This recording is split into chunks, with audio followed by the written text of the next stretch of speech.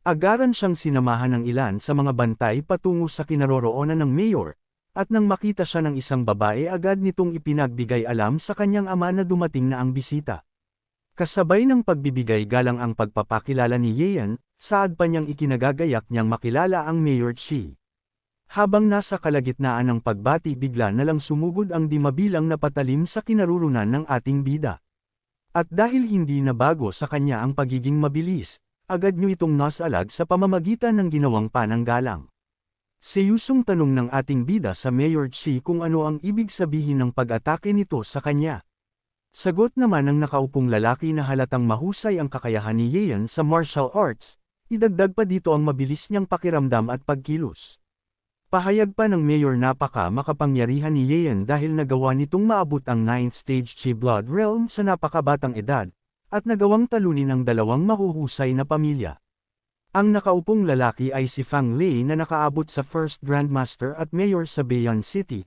Nasa tabi naman niya ang anak na babaeng si Fang Yalan, na kasalukuyang nasa 9th stage Chi Blood Realm. Hindi pinansin ni Yeon ang mga papuri sa kanyang ng Mayor, kundi ang nais niyang malaman ay kung itinataas ba ng Mayor ang kanyang opensa. Nag-uma pa na aura naman ang ipinakita ni Fang Lei, sa kaseryusong tanong kung ano ang gagawin ni Yeon sakaling totoo niyang naisa niyang umatake. Paliwanag ni Yeon na ang dalawang pamilya ang unang umatake sa Ye family, kaya't ibinalik lang niya dito ang nararapat. Ayon pa kay Yeon kung hahayaan niya ang ganoong kaisipan, gagamitin lamang sila upang pagsamantalahan ang iba. Hindi rin nagpasindik si Yeon saka ipinakita ang kanyang malakas na kapangyarihan, saad pa niya na kung hindi naiintindihan ng mayor ang kanyang pahayag, marahil oras na upang magpalit ng mayor. Matalim nilang tiningnan ang isa't isa habang halata naman ang pagkainis ni Fang Lei sa ating bida. Ilang sandali pang nagpakitaan ng aura ang dalawa habang magkaharapan, ngunit napawi ito ng madumaling ipakuha ng may aura ang kanyang eye drop kay Yalan. Mabilis na iniabot naman ito ng dalaga bago pa manuyo ang mata ng kanyang ama, di makapaniwalang natigilan na lang si Yeon sa kanyang nakita. Sumanyas pa ng kamay ang mayor sa ating bida sa kapinal-iwang na hindi na halos niya kayang gumamit ng enerhiya ng ganun katagal dala na rin ang kanyang katandaan, bagaman napaisip sinabi ni Yeon na hindi wala itong problema sa kanya. Matapos maglagay ng eye drop pinuri pa ng mayor ang katapangan ng ating bida, saka sinabing hindi dahil sa mga katanungan kaya niya ito pinatawag. Pahayag ni Fang Lei na batid niyang ang Zin at Zhou family ang nagsimula ng gulo, matapos itong makipagsabwatan sa Wild Horse Gang kaya't saad niyang nararapat lang sa mga ito ang kamatayan. Nang marinig yun agad na naitanong ni Yeon kung ano ang tunay na dahilan bakit siya pinatawag ng mayor. Huminga pa ng malalim si Fang Lei saka sinabing may bagay siyang nais na hilingin sa ating bida. Kasabay ng pagturo sa katabing anak saad ni Fang Lei na nais niyang samahan ni Yeon si Yalan, na pumunta sa Kaiyun sect sa Qingyang country gamit ang kanyang mahusay na abilidad. Halatang ikinagulat naman ito ng dalaga ngunit si Yeon ay walang emosyon lang na nakikinig. Sandali pa niyang inalala ang matandang nakilala niya na binanggit din ng pareong sect. Inis na napasigaw si Yalan sa kanyang ama dahil ani ay nangako itong hindi na siya papapuntahin sa Kaiyun sect. Saad naman ni Fang Lei na hindi na bata si Yalan kaya't oras na para mamuhay itong mag-isa, bukod dito ramdam na din niya na lumalala na ang kanyang kalusugan kaya't hindi na makakayanan pang alagaan ang anak. Ayon pa sa mayor ang kakayahan ng kanyang anak ay higit sa kanya, na tanging ang Kaiyun sect lang ang makakatulong upang lalo itong mapataas. Dagdag pa ni Fang Lei na hindi na dapat magreklamo ang anak dahil napakahusay ng kanyang napiling partner. Sumingit naman sa pag-uusap si Yeon saka sinabing hindi pa siya pumapayag sa hinihiling ng mayor. Prangkahang sinabi naman ni Mayor Fang na ang pagsali sa Kaiyun sect ay malaking benepisyo kay Yeon, dahil walang aasahan ang Ye family kinakailangan niyang makuha ang pabor ni Elder Kui upang lalong mas mapalakas. Ang malakas na puwersa na tumalo sa dalawang mahusay na pamilya, ay walang kasiguraduhang magtatagal dahil hindi malayong may ibang pamilya pa ang tumayo at magrebelde, na maaaring pumalit sa tiwaling Zhou at Zing family. Sa pagkakataong iyon saad pa ng mayor na maaaring hindi na magawang protektahan ni Yeon ang Ye family, na halatang nagpaisip naman sa ating bida.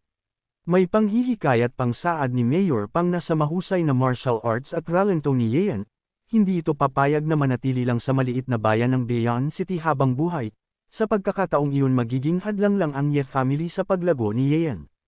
Ngunit oras na pumayag si Yeon sa mungkahi si Mayor Fang na protektahan at maibalik ng maayos ang kanyang anak, makakasigurado si Yeon na magkakaroon ng proteksyon ang Ye family habang nakaupong mayor si Fang Lei.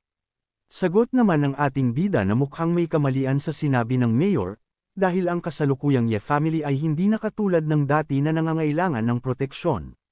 Seryoso pa niyang pahayag na ang kailangan nitong proteksyonan ay ang kasalukuyang mansyon ng mayor. May pagkamangha namang pinagmasdan ni Mayor Fang ang ating bida dahil sa paninindigan nito.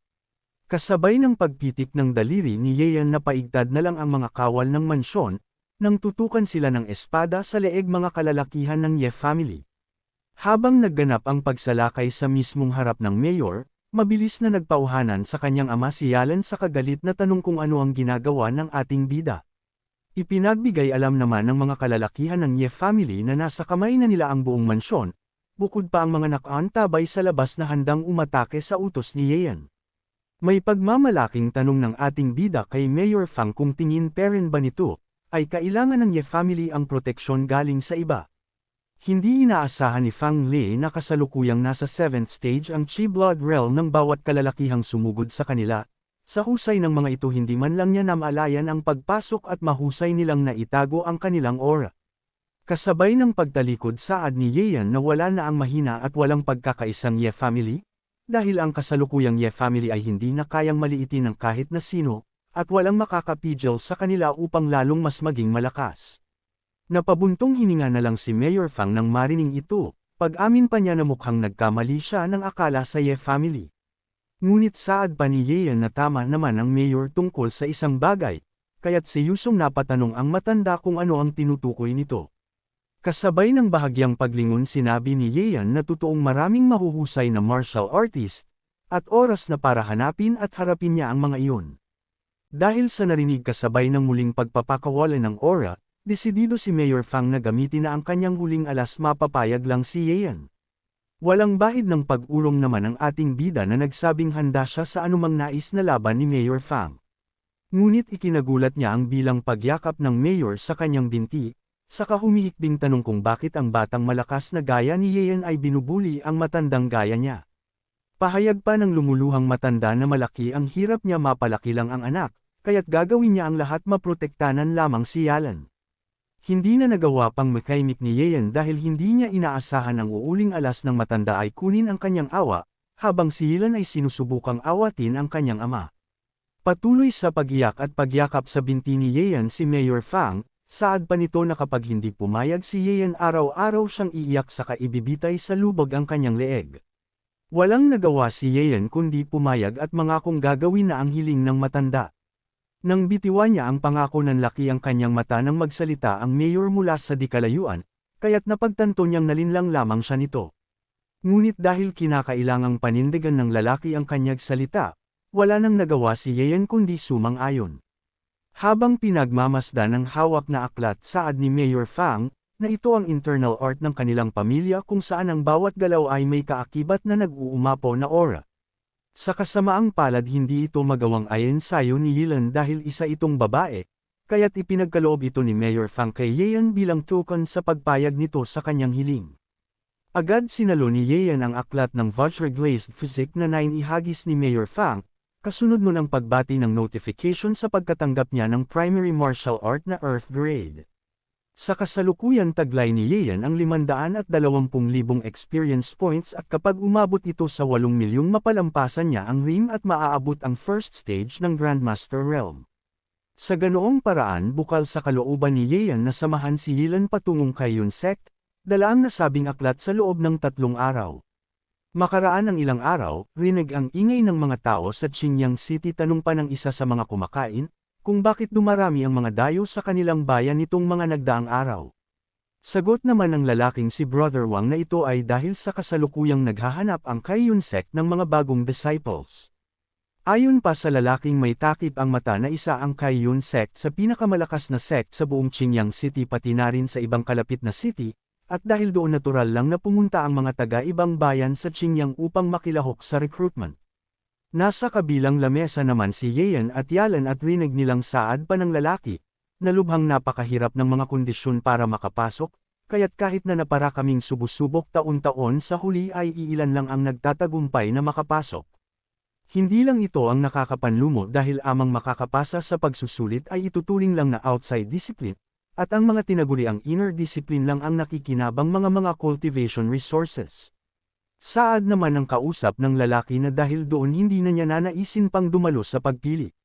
Kasabay ng pagtayo sa hapagkainan hiningi na ni Yilan ang kanilang bayarin sa waiter, at nang mapansin niya ang walang imik nating bida pang asar na tanong ng babae kung natatakot ba si Yeon sa narinig na usapan ng dalawang lalaki.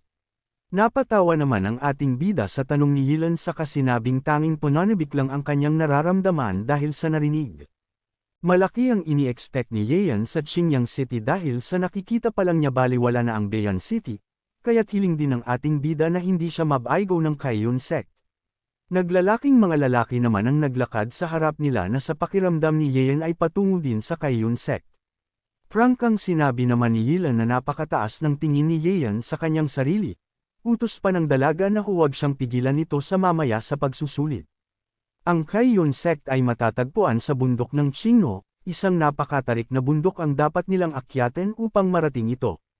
Hindi pa man nagsisimula ang pagsusulit animoy isa na itong atas sa kanila, na ngayon ay nagsisimula ng maglakad kasama ng iba pang nais sumubok. Bali walang inakyat ni Yeon ang batong hagdanan, na ani ay napakadaling gawin upang matawag na pagsubok.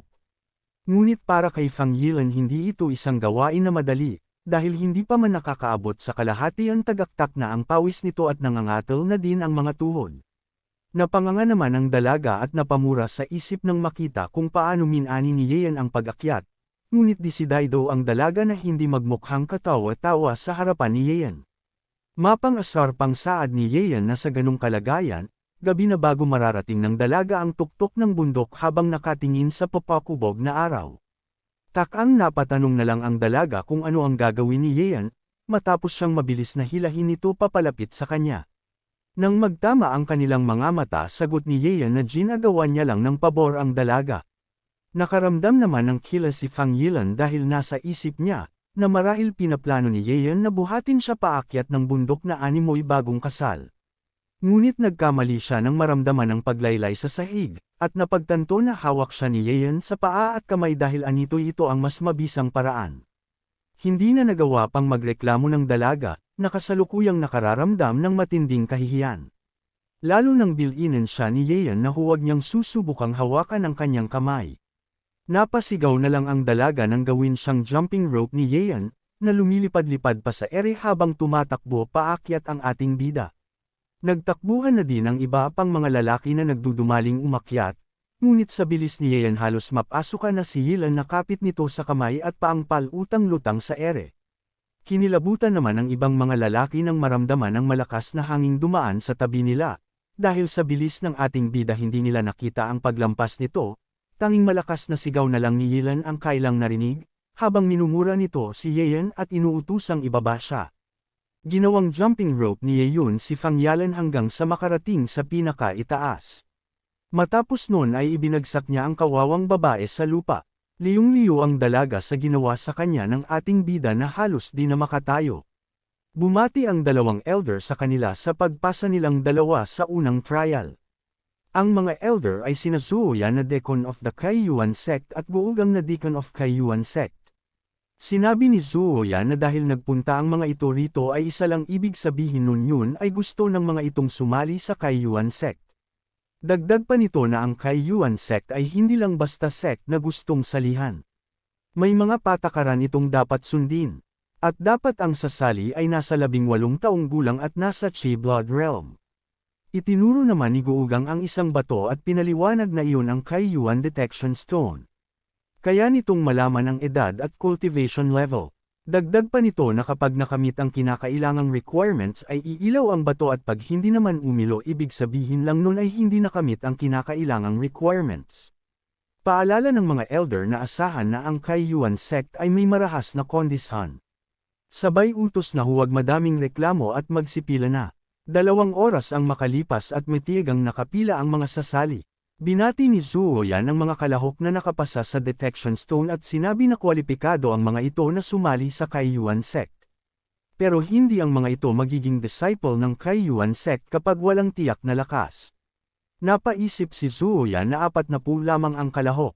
Sinabi nito na magtutango na sila sa sunod na trial kaya sundan siya ng mga kalahok.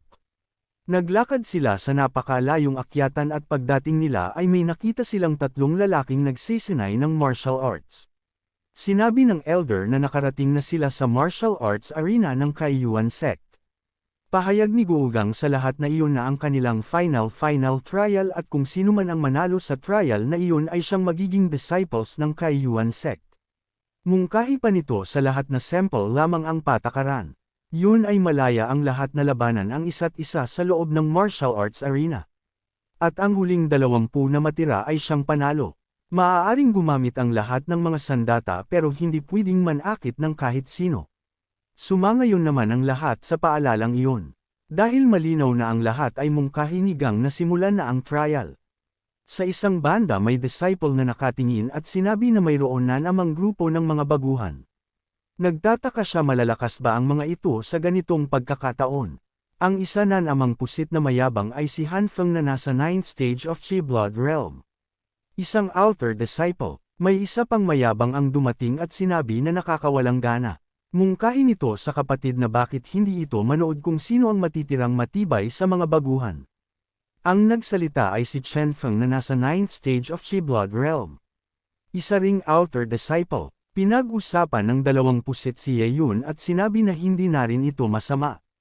Tanong ni Chen Feng sa kapatid nitong Han Feng na kung sa tingin nito ay kaya ba siyang talunin ng ating bida.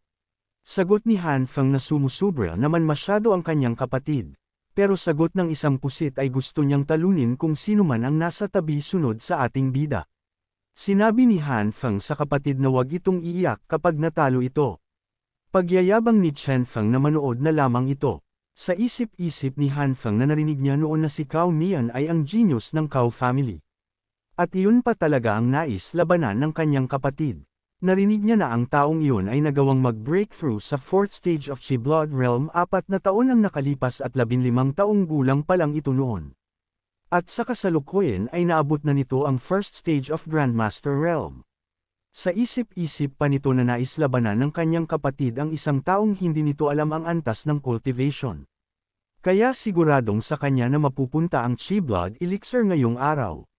Nang handa na ang mga kalahok sa trials ay sinabi na ni Zuoyan na simulan na ang duel. Nagsimula na ngang maglaban-laban ang mga kalahok na halatang lahat sila ay gustong makapasok sa top 20. Sinabi ni Fang Lingya sa ating bida na mukhang malalakas ang mga kalahok at mukhang mahirap ang mga ito labanan kaya magtulungan sila ni Yeyun. Pero biglang tinawag ni Yeyun ang mga deacon para sa isang bagay na ipinagtaka naman ng dalaga at ibang kalahok. Ibinato ng ating bida ang token sa mga deacon para mabilis na makapasok sa sect ng mabilis. Nakilala naman agad iyon ng dalawa at sinabi na ang token na iyon ay mula kay Elder Q. Laking gulat ng isang pusit na outer disciple dahil ganun lang kadaling nakapasok si Yeyun sa Kaiyuan sect.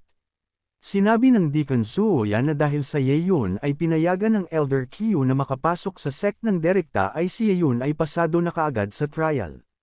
At walang sino man ang maaaring gumalaw kay Yeyun. Sinabi ng Deacon na maaari si Yeyun manatili sa stage at manood ng laban. Bakas sa mukha ng ibang kalahok ang inggit sa ating bida. Tanong ng dalaga sa ating bida na kung hindi ba ito lalaban sa tabi niya. Sagot ng ating bida na dahil gusto ni Fang Lingya na makakuha ng maraming karanasan ay hindi niya ito sasamahan sa ngayon. Sabay tanong na kapag hindi ito nakapasa sa trial ay sa tingin ba nito ay paprotektahan niya ito sa buong buhay nito. Mungkahi ng dalaga na hindi niya kailangang protektahan ng ating bida sa buong buhay niya. Malakas na sinabi nito na isa iyong outer disciple trial at mananalo siya doon. Matapos noon ay inilabas niya ang kanyang sandatang letigo para gamitin sa mga kalahok. Nakapanood lamang ang ating bida habang nakikipaglaban si Fang Lingya para sa top 20. Naiisip ni Yeyun na marahil nangako siya kay Fang Li na paprotektahan niya ang anak nito sa trial pero mas makakabuti kay Fang Lingya na mas lumakas ito sa pakikipaglaban kaysa protektahan niya ito sa lahat ng oras. Ang magpapalakas sa babaeng ito ay ang totoong pakikipaglaban sa malalakas. Sa isang banda tumawa si Chen Feng sa kanyang kapatid dahil hindi na magkakaroon ng pagkakataon na labanan ni Han Feng ang ating bida dahil sa token. Ninas naman si Hanfeng sabay tanong na kung inaasahan na ba iyon ng kanyang kapatid. Dagdag pa nito na wag masyadong excited ang kanyang kapatid dahil kapag si Cao Mian ay nakapasa sa trial ay magiging tabla lamang ang kanilang pastahan. Sa isang banda ay patuloy ang paglalaban ng mga kalahok at may mga natatalo palabas ng stage.